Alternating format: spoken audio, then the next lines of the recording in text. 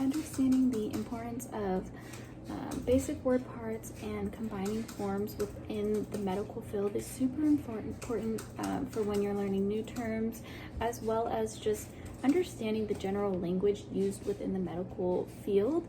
It's all super important to know how these word parts work and how they come together to create. Today we're going to be going over types of word parts.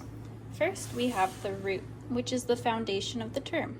Some examples are gastra, hemat, and cardi, which means stomach, blood, and heart. Second, we have the suffix, which is the word ending. Some examples of that are itis, logi, and gram, which mean inflammation, process of study, and record, or record. Prefix, which is a word beginning, is hypo, hyper, or trans, below or less than normal, above or more than normal, across or through. Then we have combining vowel, which is a vowel, usually O, that links the root to the suffix or the root to another root. Then we have combining form, which is a combination of the root and the combining vowel, gastro, hemato, and cardio. Next, we're going to learn how to build some terms. We'll take a root word and combine it with a suffix, prefix, or combining vowel. Let's follow the rules first. Read the meaning of the medical terms from the suffix back to the beginning of the term and across. Drop the combining vowel, which is usually O, before a suffix beginning with a vowel. Keep the combining vowel between the two roots. Some examples of this are gastritis. We have the root and the suffix. Then we have electrocardiogram. Here we have two roots and two combining vowels and one suffix. Electra, which is the root. O is the combining vowel. Cardi is the root. O is the combining vowel. And gram is the suffix.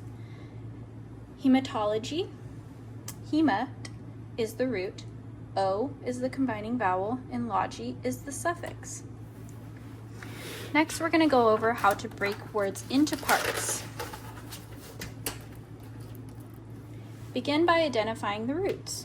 Separate the prefixes, find the suffix, consider combining vowels. Some examples of this are cardiology. Here we see that there's no prefix, but we do have a root word, which is cardi. We have a combining vowel, which is O, and logi, which is the suffix. Here we have hypoglycemia. We do have a prefix here, which is hypo. Glyc is the root, and emia is the suffix. Neuropathies, we have no suffix again. Neuro is the root, and pathies is the suffix. Next, we're going to go over some tricky terms that are suffixes that sound the same and maybe look the same, but have very different meanings.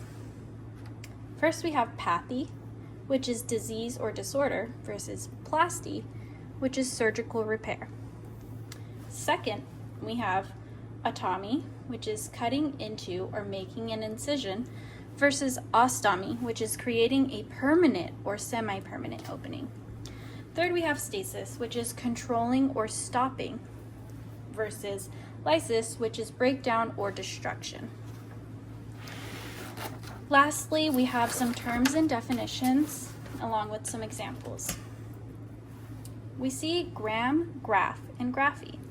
Here we see them used in different ways for the same word, or the same beginning part of the word. We have electrocardiogram, which is also known as ECG, and that's a record of the heart's electrical activity. Then we have electrocardiograph, which is a machine used to record the heart's electrical activity. Lastly, we have electrocardiography, which is the procedure of recording the heart's electrical activity. We then have scope versus scopy, or scopy. Scope is the instrument used for visual examinations. An example is endoscope, which is an instrument used to visually examine internal structures. For scopy, we have endoscopy, which is the procedure of visually examining internal structures. Down here we have tomy, ectomy, and stomy. Tracheotomy, which is cutting into the trachea to create an opening. Ectomy, which is removing a part of the body. And then we see apicoectomy, which is the surgical removal of the tip of a tooth root. For stomy, which is creating an opening for a new passage. And then we see colostomy, which is creating an opening in the colon to allow waste to leave the body.